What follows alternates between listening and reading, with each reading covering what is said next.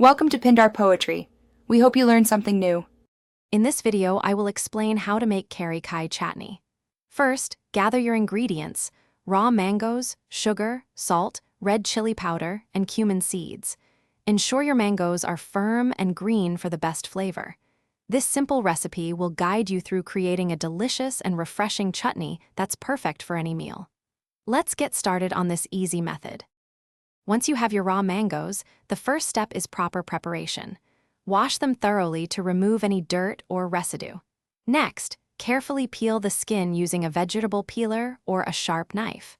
After peeling, dice the mangoes into small, uniform pieces. Remember to remove the large seed from the center. These small pieces will blend much more easily, ensuring a smooth chutney.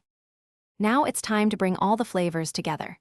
Place your diced mangoes into a blender or food processor.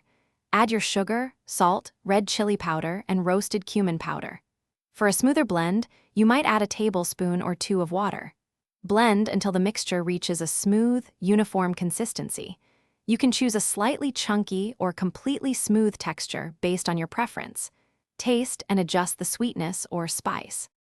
Your delicious Kari Kai Chatni is almost ready. Carefully transfer the blended chutney into a clean, airtight jar. For the best flavor and texture, refrigerate the chutney for at least 30 minutes before serving. This allows the flavors to meld beautifully. Serve your chilled chutney with parathas, rice, or any Indian meal. It's a wonderful accompaniment that adds a refreshing, tangy kick.